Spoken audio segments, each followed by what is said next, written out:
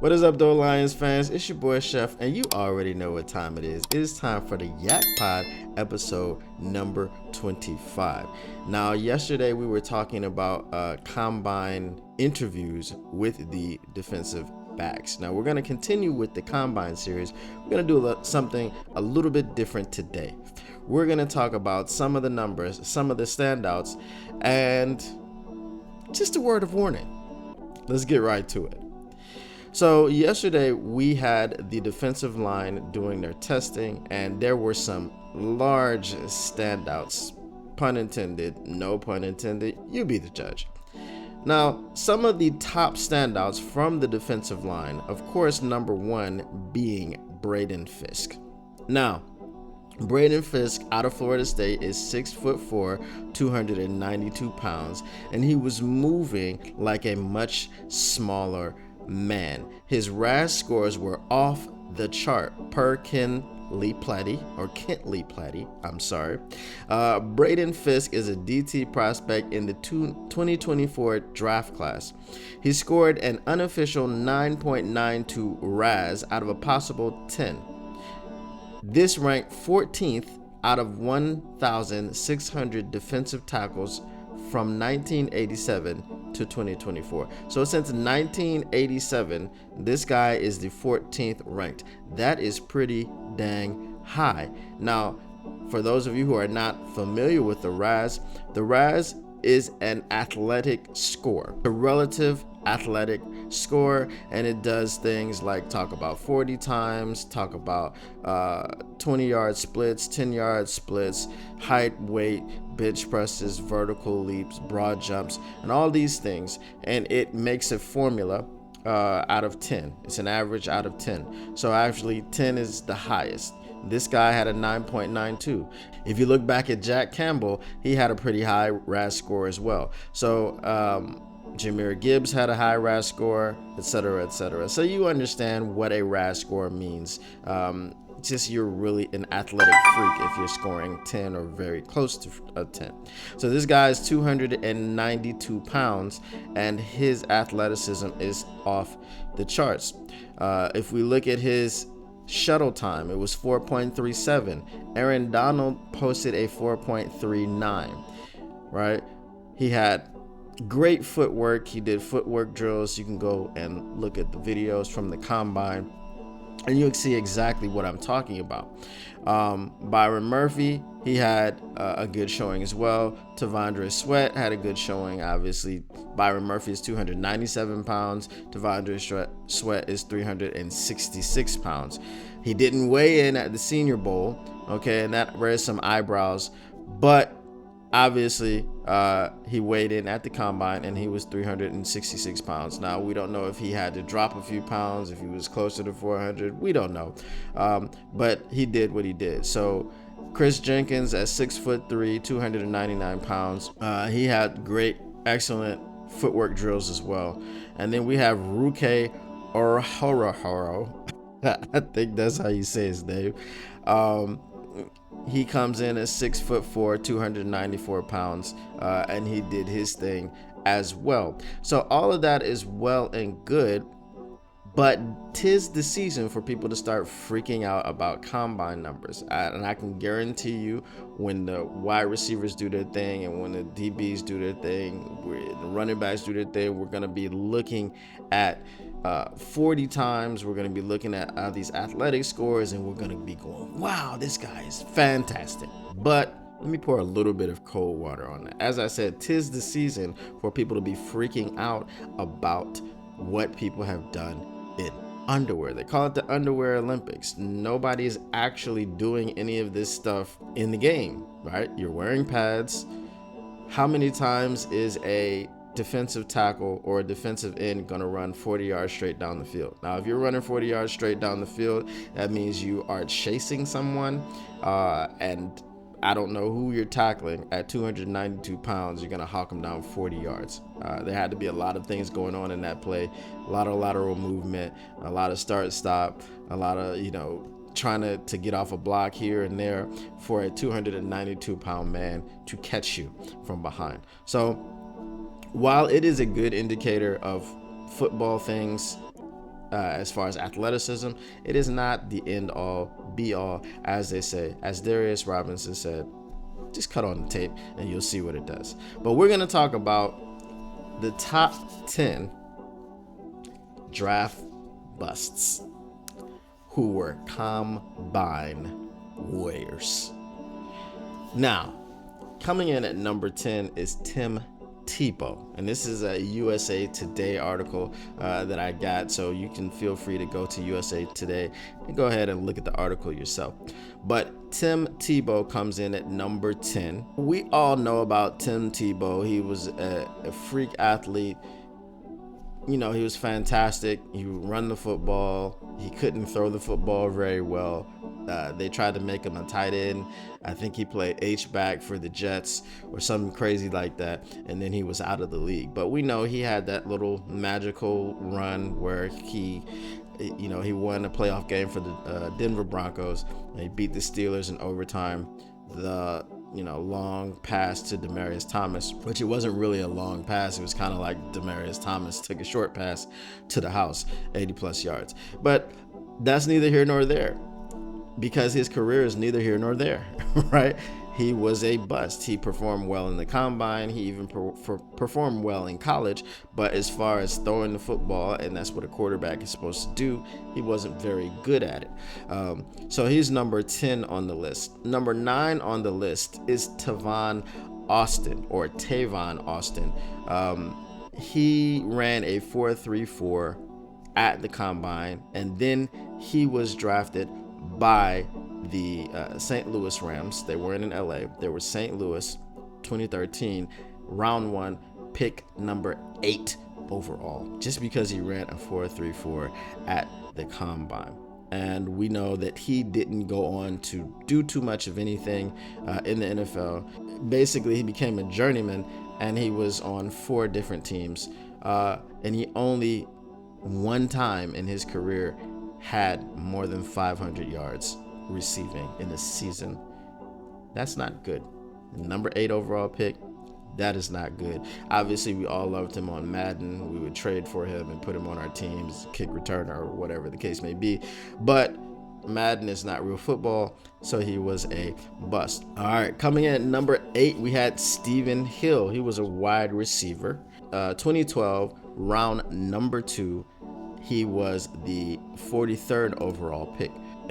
In the NFL, you can get stars in every round, but the second round, you should be able to get someone like we got Sam Laporta and Brian Branch, just to name a few. All right, he was a option guy because he went to Georgia Tech, so he played in an option offense, and then he ran a 4.36. Hill combined for 594 yards and 4 touchdowns in 2 seasons, and his career was over in 2016.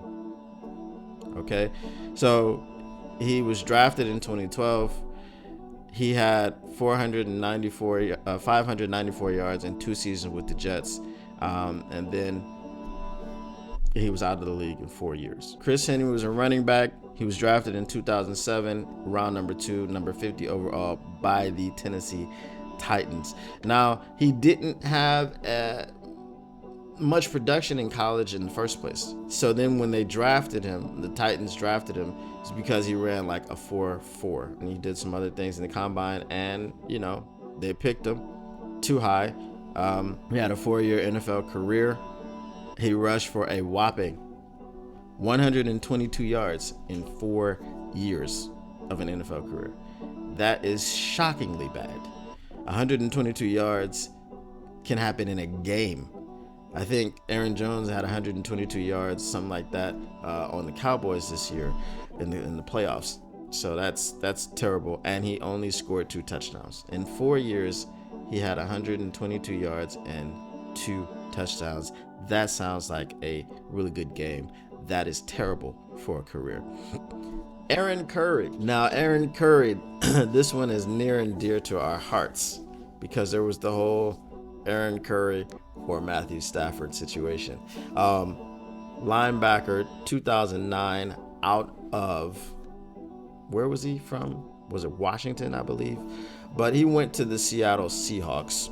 number 4 overall. So he was considered an elite prospect heading into the combine. Curry solidified the lofty perch by running a 4.56 second 40-yard dash and posting a 37-inch vertical. The Wake Forest, it wasn't Washington, it was Wake Forest. Wake Forest standout became the highest selected linebacker since LeVar Arrington went number 2 overall in the 2000 draft. Curry played in 30 games in his first 2 seasons, but rarely made an impact. By 2011, his draft bust status was nearly complete after he lost his starting job to KJ Wright.